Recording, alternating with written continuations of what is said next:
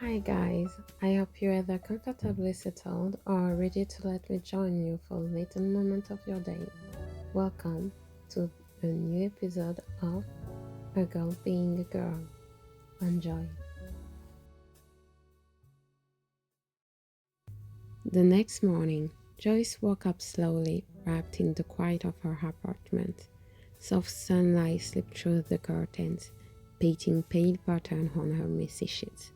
She stayed still for a moment, basking in bed's warm, cozy hug.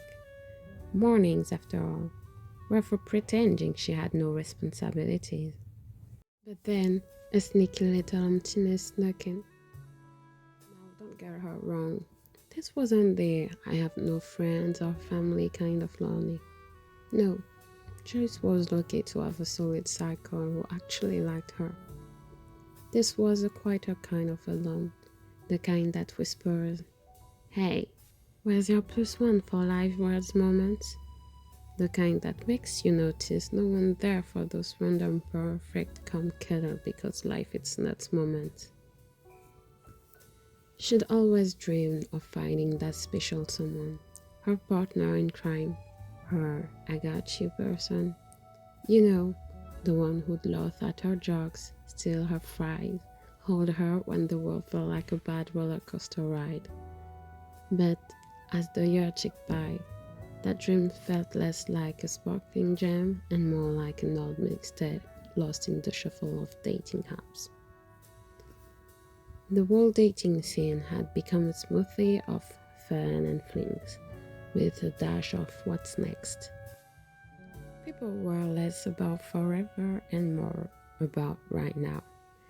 It was like commitment had taken an extended vacation, leaving behind a bunch of casual acquaintances and confusing emojis. The idea of sticking to someone long term seemed as outdated as dial up internet or her parents' questionable fashion choices.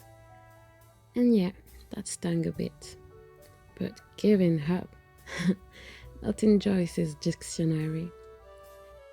She was a hopeless romantic, big time believer in love, and she clung to that tiny flicker of hope. Somewhere out there, she told herself, we're good people still, people who mattered, and sooner or later she'd bump into a guy who got her, shared her values, her dreams, all the world little thing that mattered, and actually wanted to build something real.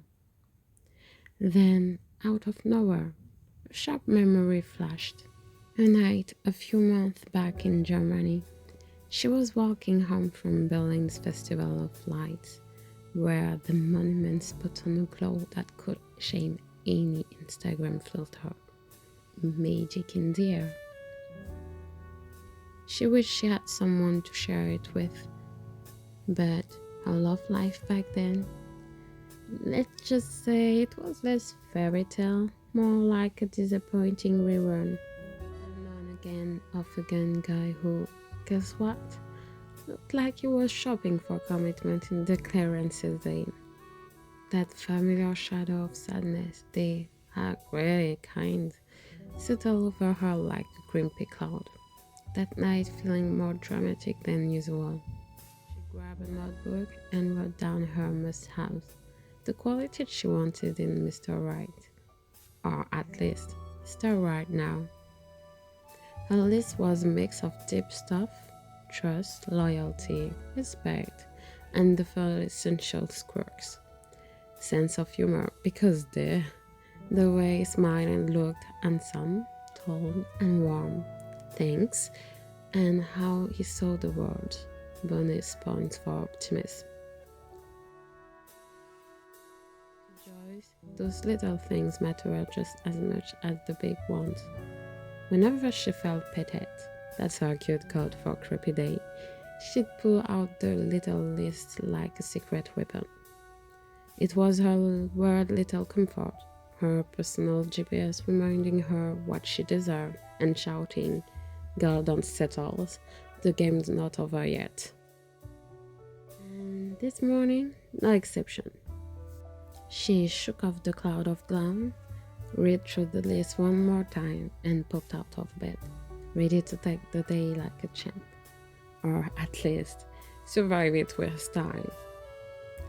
Agenda for today: cleaning, groceries, reading, and drumroll, unlocking a brand new skill. Because really, just because Joyce missed out on it as a kid doesn't mean she can jump in now. Who says you can teach an old dog new crafts? Lately, she'd become completely obsessed with sewing. Buttons, thread, the works. For today's mission, she'd line up a marathon of tutorial videos, our home private project runway, minus the judges and with bonus snacks.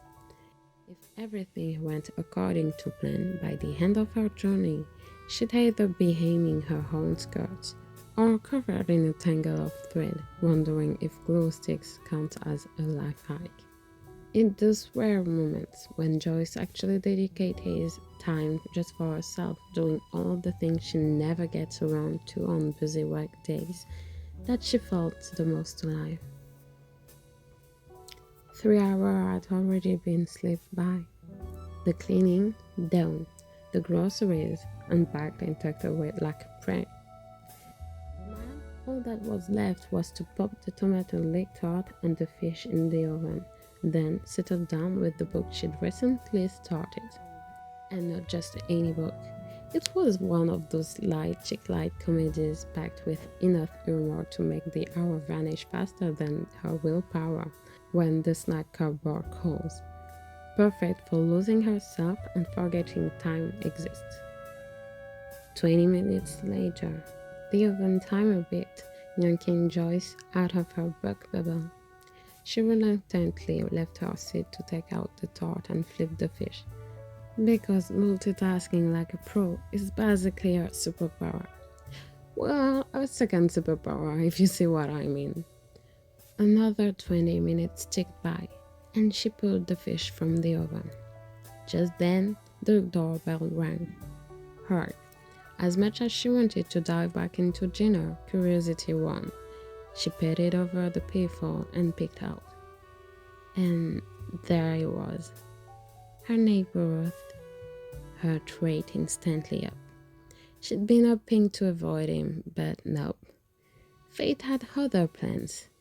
The same guy who turned her shower exit into a slapstick disaster just yesterday was now standing right there, like a plot twist she definitely didn't see coming. Hi again, it's me, Joe. I hope you enjoyed my company and that funny little story. That's it for today, but don't worry, we'll see each other again very soon in the next episode. Until then, take care and catch you later.